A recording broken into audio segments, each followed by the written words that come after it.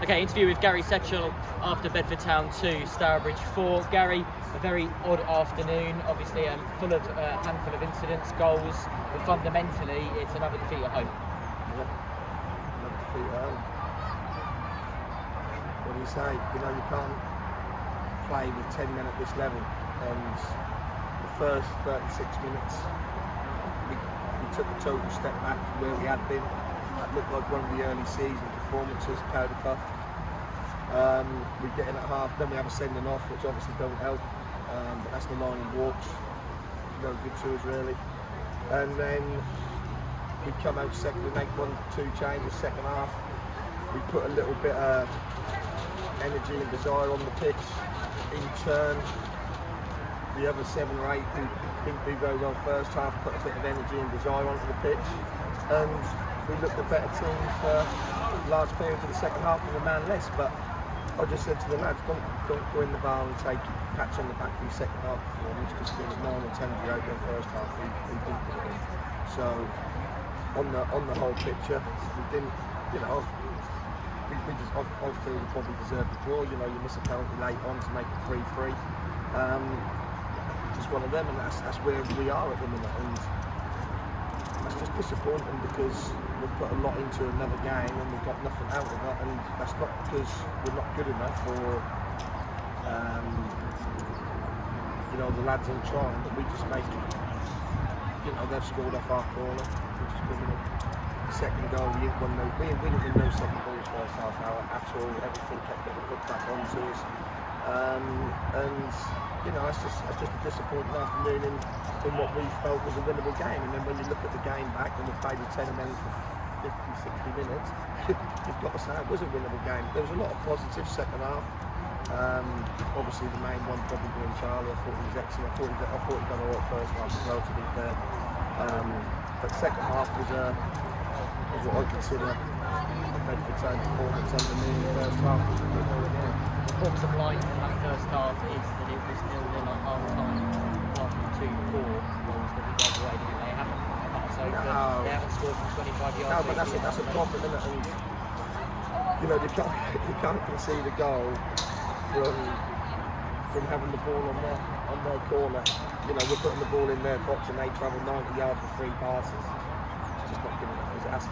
For me, that's personal battle. If you're on the edge of the box or if you're back there, you've got to beat that. You've got to get a block in. You've got to make a tackle. You've got to take a foul in their half. You know, you've got to do something. But we've got, that must be heartbreaking for the defenders to go up who defend quite well, and then, you know, they can see the goal, and that's just not good enough. The fans appreciate your honesty. Yeah. They want to know what you're going to try and do to them. Well, when we get a corner, I'll just kick it out for a goal kick, and then we'll just all regroup on the halfway. Yeah, no, but it's been a bit of a recurring theme that we've left. Well, we're going to have to leave defenders back and we can defend. You know, when you put your defenders forward, you're sometimes putting people in areas they're not comfortable in. Maybe that's something we've got to look at. But you can't be vulnerable from your own set pieces. You know, we've got good legs, so we recover quite well. Listen, we seem to get punished for a lot of the mistakes, and that's the level, and that's the level we're at. We know that when we put our best foot forward, more comfortable at the level. We're competitive in most games, but we've got to start turning competitive into most games in 1 or 2 wins. Touch on it there.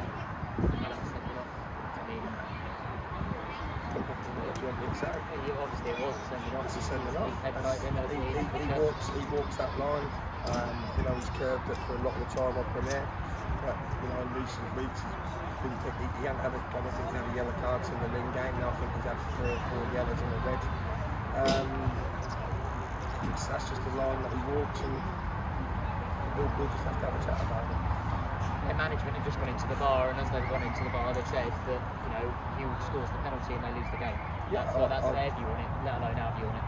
And is that how you see it? I think if Hugh scores the penalty, we don't lose the game. Whether we carry on going for it and being so open at the back, I'm not sure, but I'm pretty sure at 3-3 we would have, you know, not liked to have conceded another goal. But you know, I think Pedro made a good save second half. I think this third goal is an absolute worldie.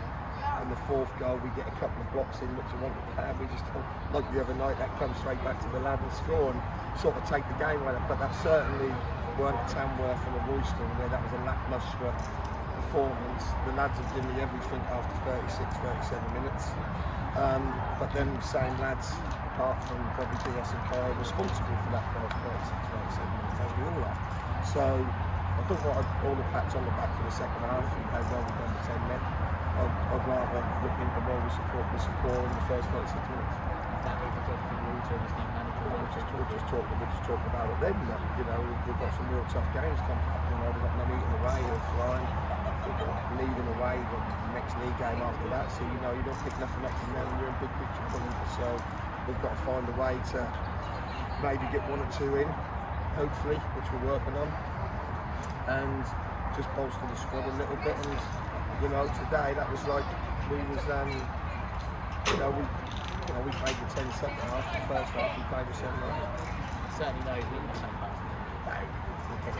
We'll be fine, you know. I think if people see nothing out of performances, you know we're going to be fine. It's about being ruthless in both boxes, and at the minute we weren't ruthless enough in their box for the corner and then our box 5 seconds later, and then we're not ruthless enough you know, all round in both boxes. But I thought second half we looked really lively actually, which was good for Charlie, because he wants to play up front, but he does a great job for us at the back, and you know, that's a great option for us sometimes to throw him up there. You know, sometimes he's brilliant and unplayable, and other times he's just a strange lad to manage sometimes, because sometimes he's brilliant and great to work with, and sometimes he's difficult and awkward and everything that come with him. But I wouldn't change him. I've known him for the best part of 10 years. I've managed him a long time, and I don't think anyone could get out of him what I get out of him. And you know, today I was really pleased with the way he performed, the way he kept his head, and obviously when we kind of got a goal which are doing both the world good. You said 2 tough games in the league and a game against Stourbridge in the FA Trophy have knocked Nuneaton out of the FA Cup today 4-0. So you know, it's 3 really tough games on the line now.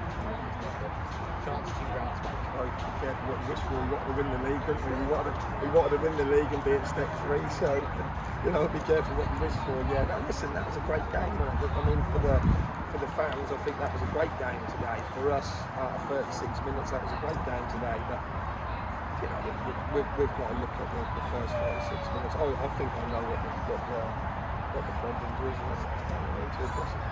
And as ever, you'll keep that close to your chest. But we go to Nuneaton on Tuesday night. Car share up, message out on social media if you need a lift. Otherwise, we'll see you here for the visit of Alchurch next Saturday. Get your tickets now at bedfordeagles.net.